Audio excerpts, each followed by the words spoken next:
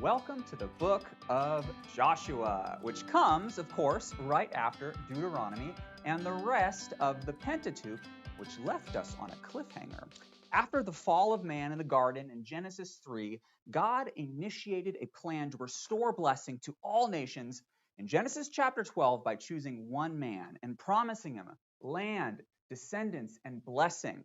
And then God began to enact that plan in the book of Exodus, liberating those descendants from slavery and entering into a covenant with them. Exodus chapter 19. There at Mount Sinai. And Israel's going to be at Mount Sinai for Exodus, Leviticus, and Numbers until chapter 10, where they will leave Mount Sinai and journey to the promised land and find themselves on the plains of Moab after about a 40-year hiccup, by the way.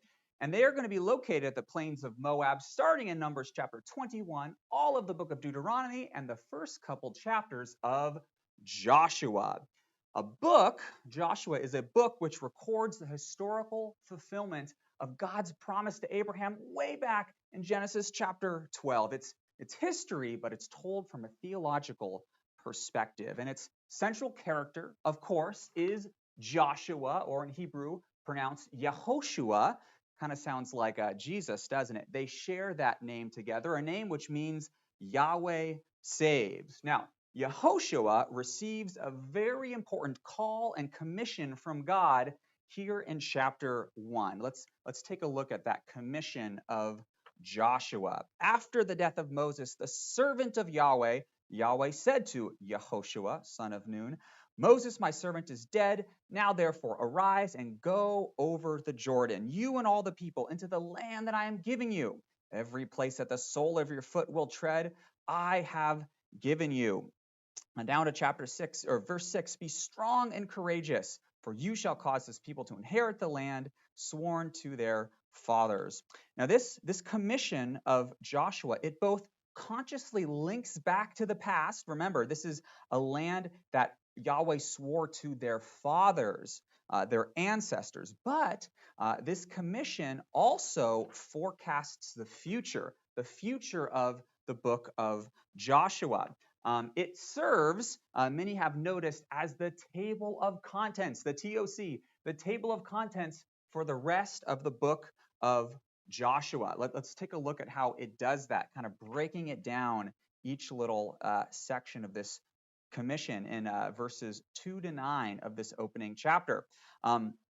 It begins by this call of Joshua to go over the Jordan, to cross over the Jordan. And that's what the first 5 chapters of this book are about, Israel crossing over the Jordan. The next section of Joshua deals with its conquest of the land of Canaan, 5 to 12. And that's what the next section of Joshua's call is about. Every place that the sole of your foot will tread, I've given it to you. That's a quote from Exodus 13:17, by the way. And then following this, in Joshua's commission, God tells him that you will cause the people to inherit the land. And the next large section in Joshua deals with the distribution and the allotment of the land to the 12 tribes of Jacob. And then finally, the last few chapters of Joshua, Israel renews its covenants with Yahweh and promises to be faithful, which of course is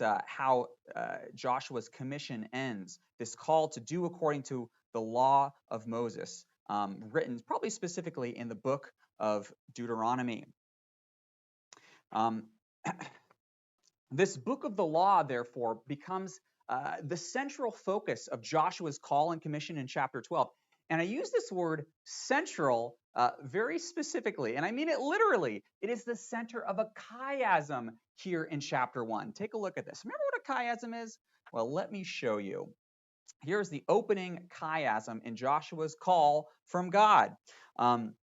It begins and it also ends with the promise that I will be with you, just as I was with Moses. So Yahweh, your God, will be with you. That's the opening brackets of this chiasm. And then there's this call to be strong and courageous, be strong and very courageous in both sections. And this, of course, is another link back to the Torah. In this case, back to Deuteronomy chapter 31.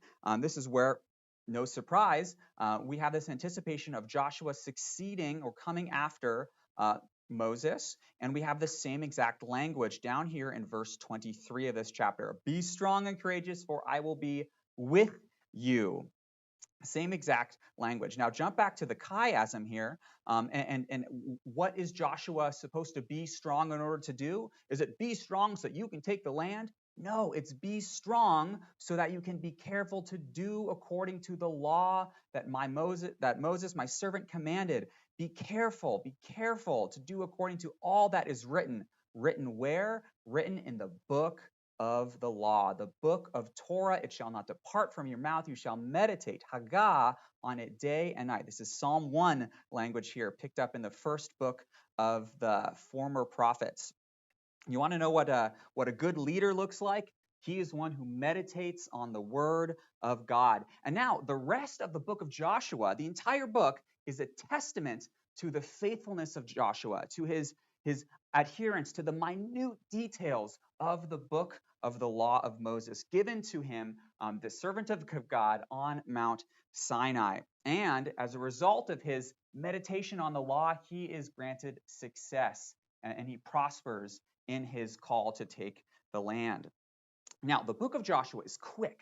It's quick to give us an example of Joshua doing just that, of him obeying the words of Yahweh spoken through Moses. So the second half of chapter 1, right after Yahweh commands Joshua, now Joshua is going to command the Transjordan tribes, Reuben, Gad, and the half tribe of Manasseh. And look what he says. Again, he's going to link it back to the words of Moses.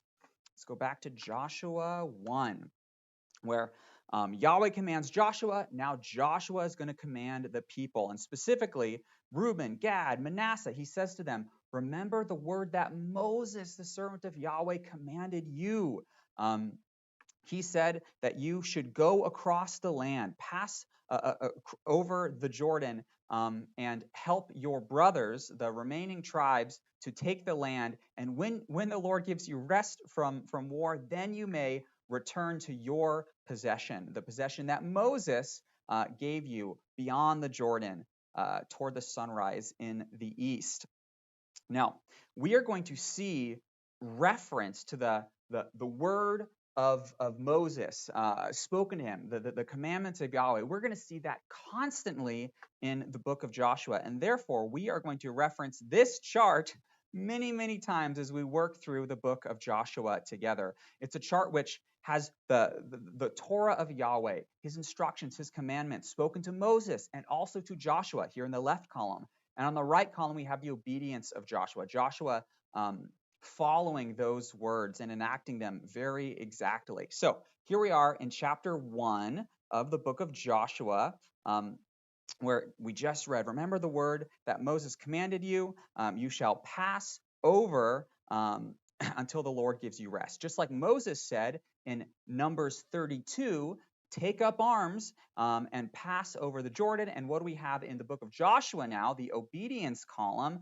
The sons of Reuben, Gad, half tribe of Manasseh, they passed over armed before the people of Israel as Moses commanded them to do. And as a result, they had success in their venture. But before the Transjordan tribes and the rest of the tribes of Israel pass over the Jordan, Joshua is going to send a couple of spies over the Jordan first. And these two spies, they're going to enter into Jericho where they will meet Rahab, the prostitute, and she will save the spies from the king of Jericho who wants to kill them. And this is an exciting story, but this story is told so much better with pictures. Take a look at a few pictures courtesy of BiblePlaces.com.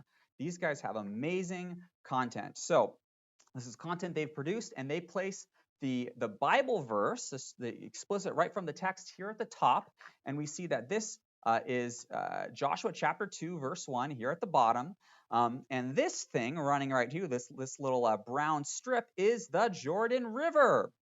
And we're told in chapter 2, verse 1 of the book of Joshua, that Joshua sent out spies from Shittim. This is east of the Jordan River. And he sent those spies across the river into Jericho. Now, these spies, They cross the Jordan from Shittim, go to Jericho, where they are warned by Rahab, the king is out to get you. He wants to kill you. You should flee from him. But hey, don't go east back to the Jordan. No, he'll follow you. Instead, go west into the Judean wilderness. Stay there for a couple of days, and then when the pursuers run out of steam and they give up and they return to Jericho, then you can sneak around and go back to Shittim, where the rest of the tribes are located. So take a look at this little route. The pursuers from Jericho try to find the spies. They go east. They don't find them. That's because the spies are in the Judean wilderness, and then they sneak back from the north across the Jordan River to Shittim and Joshua. It's an exciting story, isn't it? I love those pictures. Aren't they phenomenal? But who is the hero of this story? It's not the spies, of course. The hero of the story in Joshua chapter 2 is Rahab, a Gentile Canaanite prostitute. And take a look at her confession of faith in Yahweh. It's beautiful here in Joshua chapter 2, where she says, I know that Yahweh has given you the land promised to Abraham all the way back there. I know that Yahweh has given you this land, for the fear of you has fallen upon us. All the inhabitants of the land, they melt away before you. We heard what Yahweh did, drying up the waters of the Red Sea, and what he did to Sihon and Og, kings of the Amorites, who you devoted to destruction. Our hearts melted because of you. And look at this. This is so important. Here in pink. For the Lord your God, he is God in the heavens above and on the earth beneath. I mean, what a testimony and confession that is. And how interesting, isn't it, that in a book which is devoted to Israel's conquest of the land of Canaan, that book starts with a Canaanite who recognizes the one true God of Israel. Isn't that interesting? Yahweh acknowledges not ethnicity. This isn't an Israel versus the Canaanites book, but he acknowledges faith. It's beautiful. Faith of Rahab, but also, you guys, let's transition to faith of the spies as well. When the spies return across the Jordan River to Shittim, they report to Joshua, truly, the Lord has given the land into our hands. They're all excited. Now, I mean, how much of a total polar opposite is that from the spies that Moses sent into the land? You remember in Numbers chapter 13, they go into the land, they see that it's a land flowing with milk and honey, but they are terrified of the inhabitants of the land, or at least 10 of them are, right? 10 of the 12 spies are not faithful, but 2 of the spies are faithful, Joshua and Caleb. So in the same way that Joshua sent 2 faithful spies, Moses sent 2 faithful spies as well. And just like Joshua is saved by a woman who lies, she lies to the king of Jericho, right? Saying, oh, you should go this way, when really she sent them out this other way. Joshua and his spies are saved by a woman who lies. So also is Moses saved by a lying woman, or at least the people of Israel under Moses. Let's make this connection for you. Parallels between Joshua and Moses. Let's look at this chart right here, the Moses model. So Rahab is going to lie to the king of Jericho, saying, I don't know where the men went. I've got no idea. Now, what about the midwives? Remember in Exodus chapter 1, when the king of Egypt, Pharaoh, comes up to the midwives, and midwives lie to his face, saying, the Hebrew women are vigorous and they give birth before we come to them. Sorry, I tried. A lie to his face. These are good lies, by the way. We approve of them. And then notice this connection as well. Rahab is going to hide the spies with the stalks of flax. Just like Moses' mother, another woman, is going to hide Moses by placing him among the reeds. Do you see that connection there? Let's see, what other connections should we make? Here's another good one, which you'll recognize. So, the spies promise to save Rahab and her family, and they mark that salvation with a sign, the sign of the scarlet cord tied in the window. It is a mark of salvation, just like the red blood, the scarlet blood on the doorpost and the lintel, marks the salvation of the house of those who are inside of it during Passover in Exodus chapter 12. Now, these connections and many more serve to, they contribute to a portrait of Joshua as a new Moses. And honestly, this is super important. This is really what Joshua chapter 1 all the way to 5 is really seeking to emphasize these parallels between Joshua and Moses. So just like Israel was looking for a prophet like Moses, Deuteronomy 18, Deuteronomy 32. So here comes Joshua, who isn't that prophet like Moses, who will produce this greater act of deliverance, but he is a model which contributes to that portrait. Take a look at what Tim Mackey says, how he describes this relationship. The Joshua of the past becomes an image of this hoped for future king, this prophet like Moses that we are all waiting for. He, Joshua, develops and gives more detail to this Moses model, which itself contributes to the overarching mosaic of this future coming prophet and king. So in this sense, the book of Joshua is messianic. It's all very exciting. Now, this image of this future king, this prophet like Moses, is going to be elaborated even further in chapters 3 and 4 with Israel's crossing over the Jordan River. So just like the waters of the Red Sea stood up in a heap and Israel passed on dry ground, so the same thing, the same two Hebrew words are used to describe the Jordan River. The waters stood up in a heap and Israel crossed on dry ground. And then also, this act of crossing the Jordan River, it's going to accomplish the exaltation of Joshua in the eyes of Israel, just like Moses is exalted in the eyes of Israel after they cross through the Red Sea. And both Joshua and Moses are going to establish a ritual whereby faith can be passed on to the next generation. Another parallel between Joshua and Moses. Let's look at some of this explicit language used here in Joshua 4 and Exodus 13. When your children ask you in time to come, what do the stones mean? The 12 stones that Israel took out from the dry ground of the Jordan River. Then you shall tell them what they mean. And that exact same language is used here in Exodus 13 when Moses is establishing the feasts of Passover and unleavened bread and setting apart the firstborn son.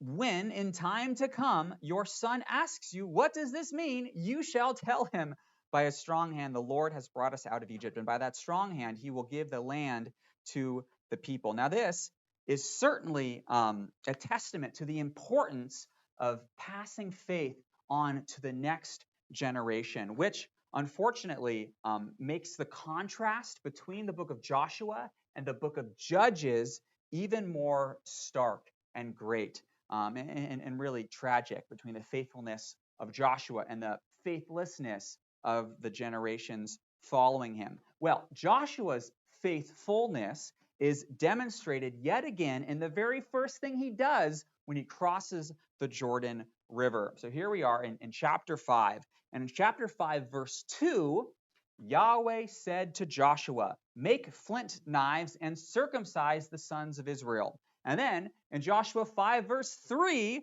so Joshua made flint knives and circumcised the sons of Israel. Exact obedience. And then in Exodus chapter 12, verse 6, Yahweh said to Moses, you shall keep the Passover on the 14th day of the first month. And so now in Joshua 5, verse 10, Joshua kept the Passover on the 14th day of the first month. This is precise obedience to the exact words of Yahweh, demonstrating, or at least these two events demonstrate at the very start of the conquest, right when they enter into the land, instead of rushing to take what's promised to them, these Israelites demonstrate that consecration before Yahweh takes precedence over the conquest, and that their obedience to Yahweh is more important to them than obtaining the land from Yahweh. Which demonstrates that the purpose of the conquest isn't to profit one single people, but rather it's that the will of God would be done in the land. A land which Yahweh says in Leviticus 25, verse 23, the land is mine, Yahweh says, specifically of the land of Canaan. That land is mine. And it is a land which at the moment, here at the beginning of the book of Joshua, is polluted by Canaanite culture, a culture which is full of immoral sexual behaviors and child sacrifice. But it is a land that will be cleansed by God himself in chapters 5 through 12, which we will take a look at next.